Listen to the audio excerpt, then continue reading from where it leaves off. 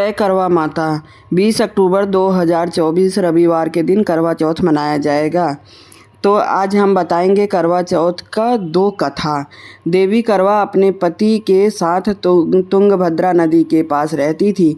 एक दिन करवा के पति नदी में स्नान करने गए तो एक मगरमच्छ ने उनका पैर पकड़ लिया और नदी में खींचने लगा। मृत्यु करीब देखकर करवा के पति करवा को पुकारने लगे। करवा दौड़कर नदी के पास पहुंची और पति को मृत्यु के मुंह में ले जाते मगरमच्छ को देखा। करवा ने तुरंत एक कच्चा धागा लेकर मगरमच्छ को एक पेड़ से बांध दिया। करवा के सतीत्व के कारण मगरमच्छ कच्चे धागे में ऐसा बंधा कि टस से मस नहीं हो पा रहा था। करवा के पति और मगरमच्छ दोनों के प्राण संकट में फंसे थे। करवा ने यमराज को पुकारा और अपने पति को जीवन दान देने और मगरमच्छ को मृत्यु दंड देने के लिए कहा।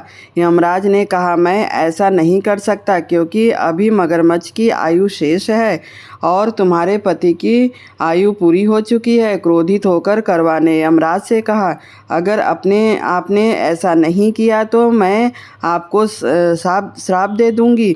सती के श्राप से भयभीत होकर यमराज ने तुरंत मगरमच्छ को यमलोक भेज दिया और करवा के पति को जीवन दान दिया। इसलिए करवा चौथ के व्रत में सुहागिन स्त्रियां करवा माता से प्रार्थना करती हैं कि हे करवा माता, जैसे आपने अपने पति को मृत्यु के मुंह से वापस निकाल लिया, वैसे ही मेरे सुहाग की भी रक्षा करना।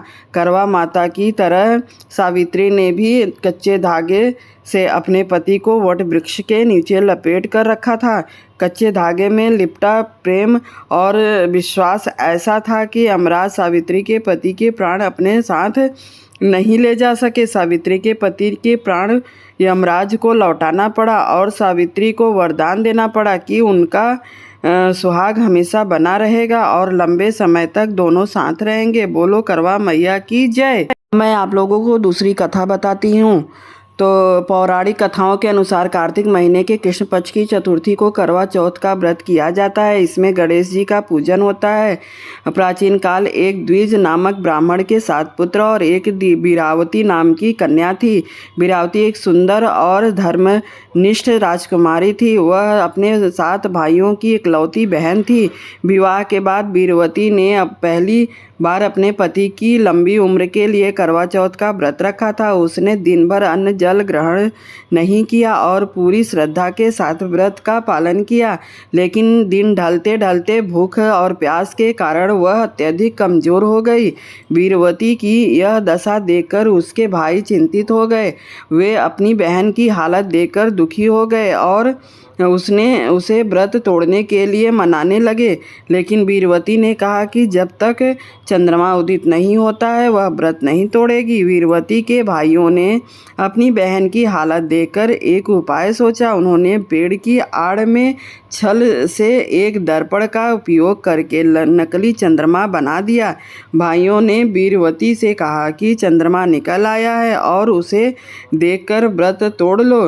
बीरवती ने वह नकली चंद्रमा देखकर व्रत तोड़ दिया और जल ग्रहण कर लिया। जैसे ही उसने व्रत तोड़ा उसे एक सूचना मिली कि उसका पति गंभीर रूप से बीमार हो गया है। बीरवती को तुरंत आभास हुआ कि उसने चंद्रमा की पूजा किए बिना और सही समय से पहले व्रत तोड़ दिया, जिसके कारण यह अनहोनी हुई।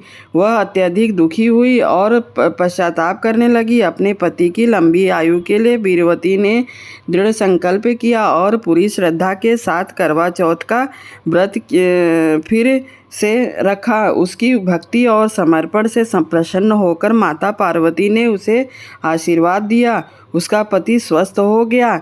मैं आप लोगों को तीसरी कथा बताती हूँ। प्राचीन काल की बात है। किसी नगर में एक साहूकार अपनी पत्नी 7 पुत्रवधू और एक पुत्री के साथ निवास करता था। साहूकार की पुत्री का नाम करवा था। साहूकार के 7 पुत्र अपनी बहन से बहुत प्रेम करते थे। बिना बहन के भोजन ग्रहण किए भोजन नहीं करते थे। एक बार कृष्ण पक्ष की चतुर्थी को करवा चौथ पड़ा। यह व्रत साहूकार की पत्नी पुत्री पुत्रवधू ने रखा था। शाम के समय जब करवा के भाई घर आए और भोजन करने बैठे तब बहन को साथ भोजन करने के लिए बोला, लेकिन बहन ने भाइयों से बोला, आज मेरा करवा चौथ का व्रत आदत है। मैं चंद्रमा के दर्शन तथा पूजा करने के बाद ही जल और भोजन ग्रहण करूँगी। यह सुन भाइयों ने भी भोजन नहीं किया और चंद्रमा के निकलने का इंतजार करने लगे।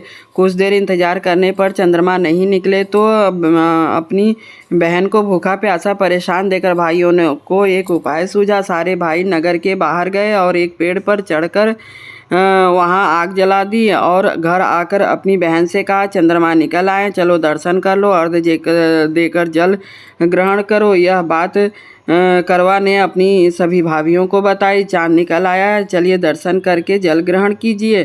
भाभी ने समझाया कि उनके भाइयों ने उन्हें भूख प्यास से परेशान देकर नगर के बाहर पेड़ पर आग जलाई है, उसे ही चंद्रमा बोल रहे हैं। लेकिन करवा ने बात नहीं मानी और वह आग को चांद समझकर अपना व्रत खोल लेती है। लेकिन करवा के भाभियों ने अपना व्रत नहीं खोला। यह व्रत खोलते ही करवा को उसके ससुराल से समाचार आया, उसके पति की मृत्यु हो चुकी है। यह सुनकर करवा के होश उड़ जाते हैं। तभी उसकी बड़ी भाभी ने उसे समझाया, आपका व्रत टूट गया है, इसी वजह से उसके साथ ऐसा हुआ है। अपनी गलतियों पर करवा को एहसास हुआ तथा उसने प्रण किया कि वो अपने पतिव्रता से अपने पति को पुनः जिंदा करके रहेगी और उसने अपने पतिदेव का अंतिम संस्कार नहीं करने दिया। प्रतिदिन शव के पास बैठी रहती थी और उस पे उगने वाली घास को जुटाती रहती थी। ऐसा करते करते 1 साल बीत जाता है और करवा चौथ आता है। करवा की सभी भाभियाँ व्रत कर रखती हैं और उनसे आशीर्वाद लेने आती हैं। करवा ने अपनी सभी भाभियों से प्रार्थना की उसको भी अपने जैसा सुहागिन बना दें और उसके पति को जीवित कर दें। लेकिन उसकी किसी भाभी ने बात नहीं सुनी।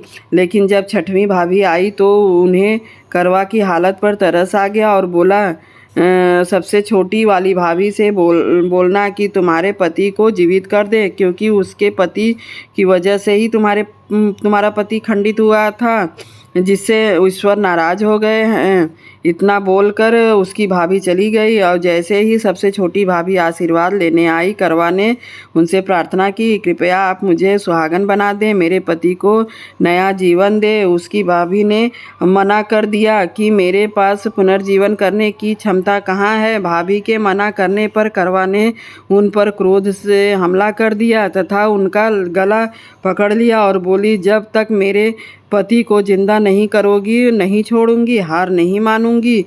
भाभी को करवा के पति को नया जीवन देना पड़ा। जान डालते ही उसका पति जीवित हो गया। तो ठीक उसी तरीके से सभी के सुहागिन का सुहाग बनाए रखना